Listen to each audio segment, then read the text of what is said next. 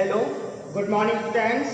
आज हम क्लास 10 में बायोलॉजी साइंस में आपका दूसरा चैप्टर शुरू हो गया है क्योंकि हमारा पहला चैप्टर जो है वो समाप्त हो गया है। आपकी किताब की दृष्टि से ये 7वां चैप्टर है, परंतु अगर जीव विज्ञान के भाग को अलग करते हैं तो उसमें हमारा जो दूसरा चैप्टर है यानी सेशन दूसरा है, जंतुओं तथा पौधों में नियंत्रण एवं समन्वय।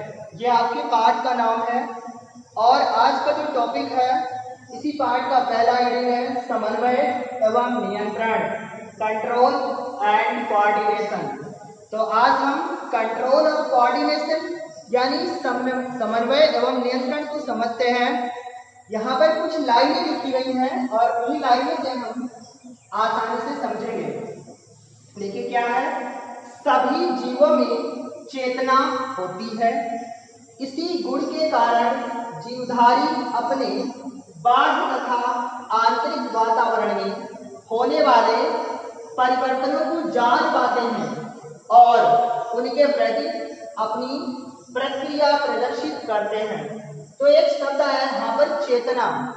देखिए चेतना क्या चीज है, चेतना को समझना बहुत जरूरी है क्योंकि चेतना की समझने से ही हमें समझ में आएगा कि हम किस प्रकार प्रतिक्रिया व्यक्त करते हैं।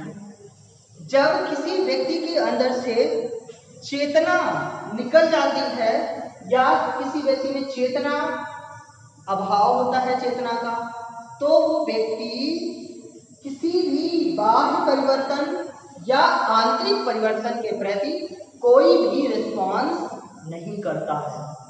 अगर चेतना निष्क्रिय है तो उसको किसी प्रकार का कोई अनुभव नहीं होता है।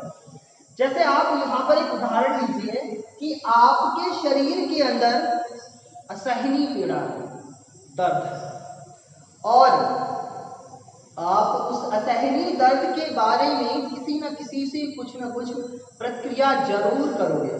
जैसे आपके चेहरे को देख करके आपके दर्द को महसूस किया जा सकता है या आप किसी को अपनी बाड़ी के माध्यम से या बातों के माध्यम से अपने दर्द का एहसास जरूर कराओगे।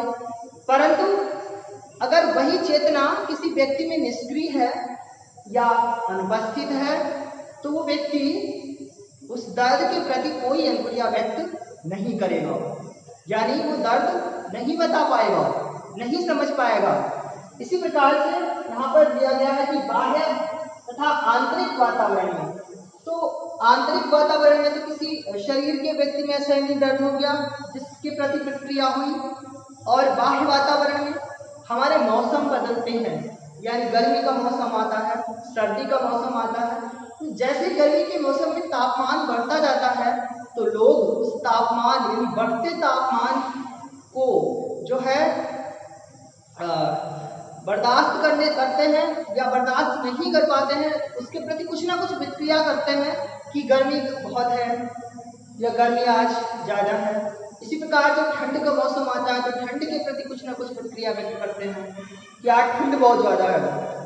तो इस प्रकार के जो ये परिवर्तन हो रहे हैं आंतरिक और बाह्य, उनके प्रति हम कुछ ना कुछ रिस्पॉन्स करते हैं, कुछ ना कुछ प्रतिक्रिया करते हैं और वो प्रतिक्रिया हम हमारे शरीर में उपस्थित चेतना की वजह से होती है, यानी चेतना के कारण ही हम वो प्रतिक्रिया व्यक्त करते हैं। अगर चेतना का अभाव हो जाए तो हम वो प्रतिक्रिया व्यक्त नहीं करेंगे, यानी चेतना के निष्क्रिय होने पर हम नहीं करेंगे वो, क्योंकि चेतना ही हमें जो है इस प्रकार के परिवर्तनों का आभास कराती है। समझ रहे हो?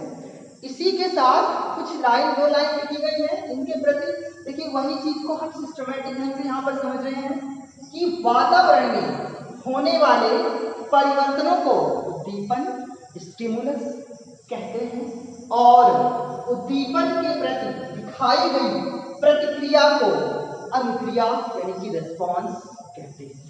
ये लाइन ऐसे नहीं आएगी समझ में, हम आपको एग्जाम्पल्स बता रहे हैं। जैसे कि आप किसी रास्ते पर चल रहे हो और चलते वक्त क्या हुआ, आपके पैर में अचानक कांटा चुभ गया और कांटा चुभते ही आपका पैर झटके से ऊपर उठ गया।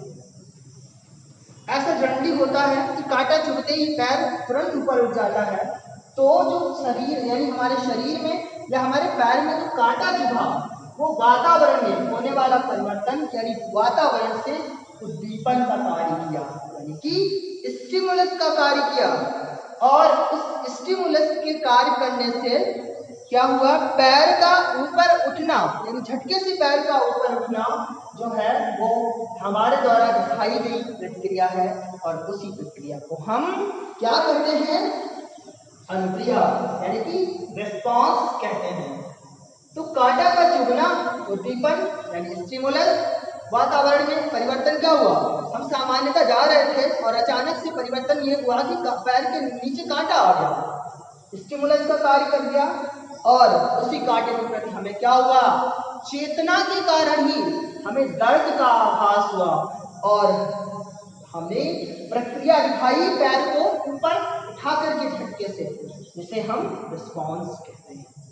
इसी के साथ दूसरा एग्जाम्पल, आप किसी बाजार में जाते वक्त किसी स्वादिष्ट व्यंजन को देखते हो, यानी किसी प्रकार का कोई स्वादिष्ट भोजन आपको दिखाई देता है, लाइक जैसे आपका पानी पूरी यानी पानी के बतासे, इस प्रकार का कोई भी अगर डिश आपको स्वादिष्ट दिखाई दे रहा है तो आप क्या करते हो कि आपके मुंह में पानी आ जाता है। तो स्वादिष्ट डिश यानी स्वादिष्ट या व्यंजन का दिखाई देना, भोजन का दिखाई देना, वातावरण से स्टिमुलस का कार्य हुआ और मुंह में पानी आना प्रक्रिया हुई। और भी बहुत सारे एग्जाम्पल्स हैं, जैसे आंखों की पुतली पर या आंखों में जो है अचानक टॉर्च की रोशनी लगना या रोशनी लगना। क्या होता है कि जब हमारी आंखों की पुतली पर अचानक टॉर्च की रोशनी कोई डालता है तो आंख की पुतली झटके से बंद हो जाती है। क्या होता है, किस